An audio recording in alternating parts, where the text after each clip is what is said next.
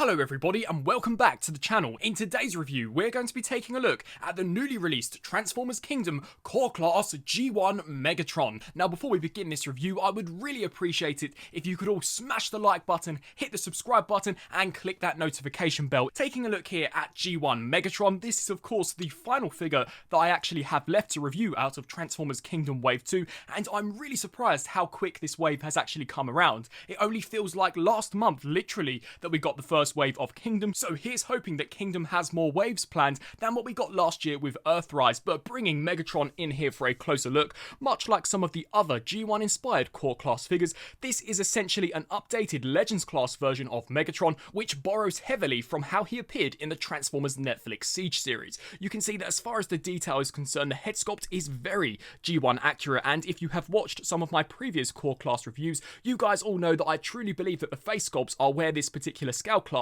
knocks it out of the park, and Megatron here is no exception. The overall colour palette too is very similar to the Netflix release of the Siege Megatron, which is one of my all-time favourite Megatron figures, so to get this colorization here for the smaller core class figure definitely made me happy upon seeing this figure in person. You can see that as far as the sculpt work as well as the paint is concerned here for the torso, I believe that it is pretty much spot on. Unfortunately, we do have this really ugly hinge joint here at the top, although considering the figure's scale and the nature of the transformation, I believe that this was something that was unfortunately inevitable. You can also see that as far as the sculpt work here for the forearms and the shoulders are concerned, this too has also come out really nicely, and they have decided to paint both the fists in a really awesome metallic silver. Of course, we have Megatron's signature fusion cannon, and the sculpt as well as the proportions I believe have turned out really nicely. Unfortunately, the fusion cannon is unable to be removed due to how it is actually installed on the figure. I'm pretty certain that if you do apply enough force, you could probably pop this off, although it is something that I shan't be doing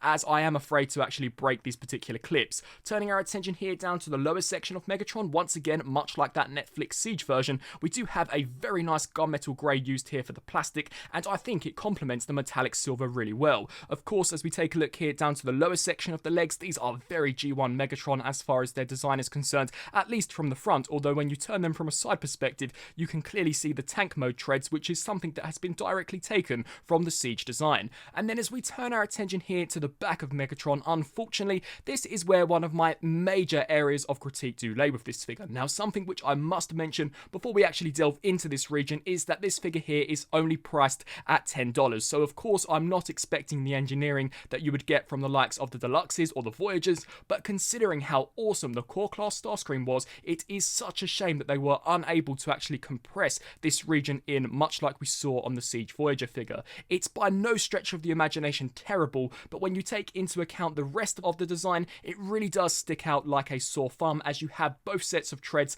clearly displayed here on the back, and they are indeed hollow as far as their design is concerned. Megatron does include one accessory, that being this pistol here, which is very reminiscent to his original G1 form, which I believe was a Warthor P38, so that is definitely a nice homage, although if you have watched my thoughts and analysis video, I was really hoping that this particular core Megatron would transform into a gun than as opposed to, of course, the tank. I do like the fact that you can store the pistol here in the back in order to create the cannon that we got on the original G1 design, so that too is a nice homage, or of course you can just take this entire section off and peg it into Megatron's fist and also have him wield the pistol, and you can see that as far as the detail and the sculpt work is concerned, I believe this here has also turned out really nicely. I do also like the cross compatibility, so not only do we have the 3mm ports for the core class figures, but we also have a larger 5mm port at the top, so if you were unable to track down the Centurion drone pack, which did actually have Megatron in his gun mode, then you could utilize this particular piece for any of your traditional Deluxe, Voyager and Leader figures.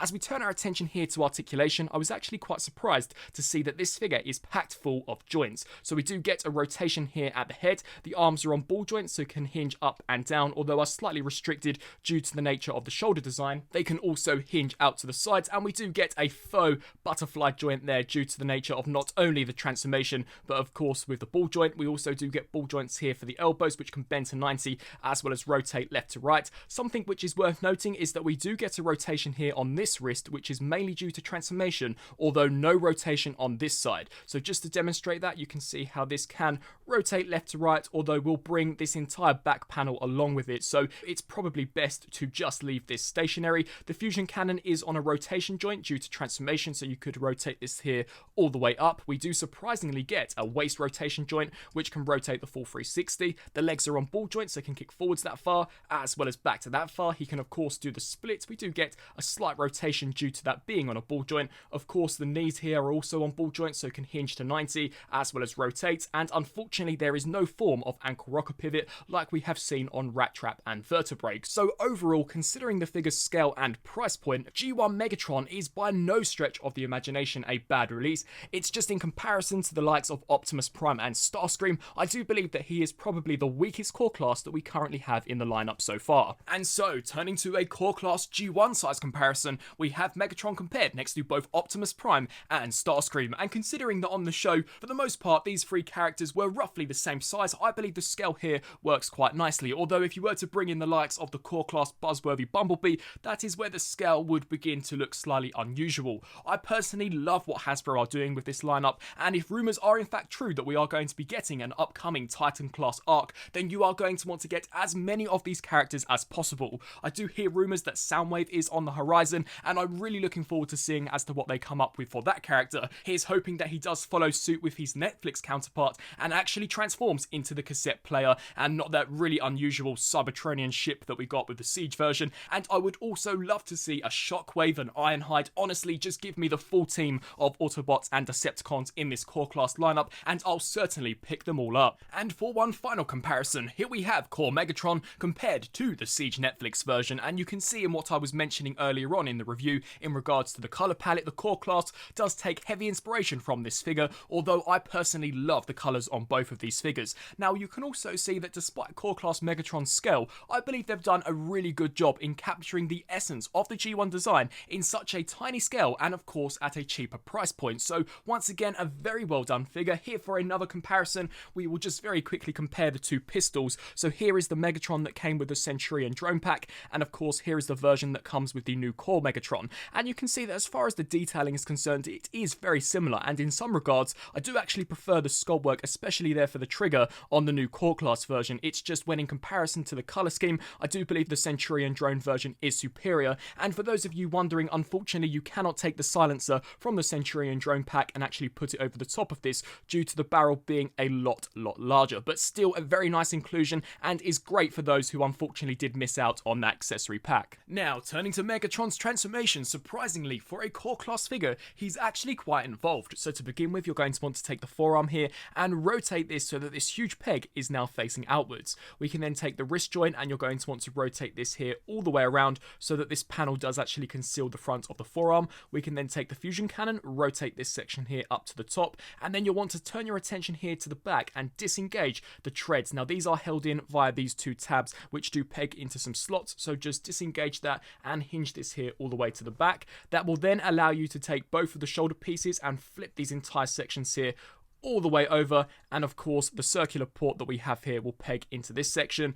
so just line this up appropriately. And then finally we do get a set of tabs here on the bottom that will peg into these two slots, so just align these up and clip them there into place. We can then take this section, bring this over, and this will just rest along the side like so. You'll want to rotate this so that the front does now face the back. We can then take these sections, extend these here out, and you can see that we do have a tab there that should actually peg into this slot here. So bring this here all the way up until that does clip into place, and then once that's snapped in, we can then just align this up and also clip that there along the side. Turn your attention here to this side and repeat the same process. So just disengage that, make sure that this tab does peg into that slot, so just snap that into place, and then of course finally clip that into place there. Straighten out the front section here of the turret, ensure that everything is aligned up appropriately, and then we can bring back in Megatron's pistol, snap that there into the front of the fusion cannon, and here we have Core Megatron fully transformed up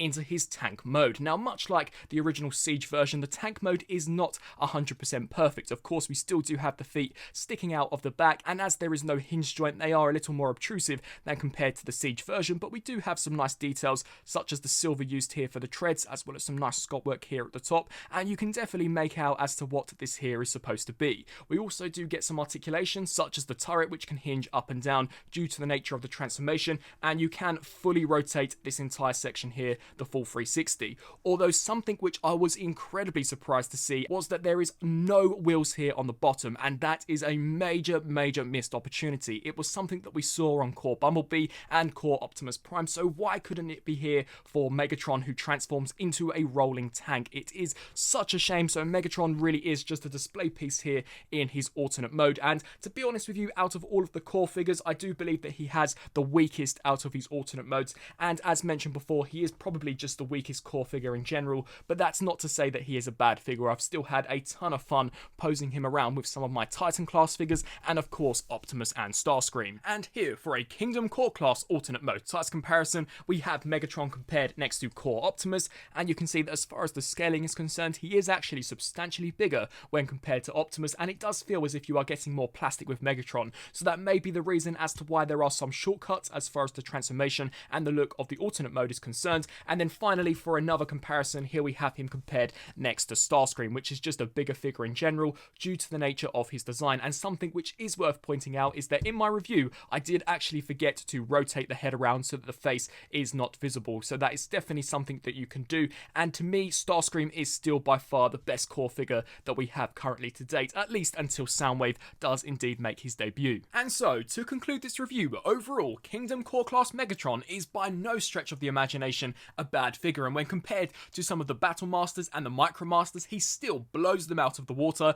and I would pick this figure over them any day of the week. It's just that when in comparison to the likes of Optimus Prime and Starscream, he does fall slightly short, although you do have to factor in that Megatron is just a bigger character in general, and there is more plastic being used here than Optimus Prime. I'm uncertain as to whether that is the case with Starscream, as that figure does have quite a complex conversion, and his alternate mode is very large, especially when compared to Megatron, but for the $10 price point, I really don't think you can go wrong. These figures are incredibly fun, they are pocket-sized, and they're also well detailed, well painted, and reasonably articulated. Not to forget that the engineering is also a pleasant surprise. So overall, if you have picked up any of the previously released core figures or the Legends figures, then Megatron here I believe is one that would be a shame for you all to miss out on. And of course, if we do actually get the Titan arc and then the rest of the Autobots and Decepticons in the core line, you are going to want to pick Megatron up, as he is the leader of the Decepticons. So overall, that just about wraps up my review. I really do hope that you enjoyed my review of this character.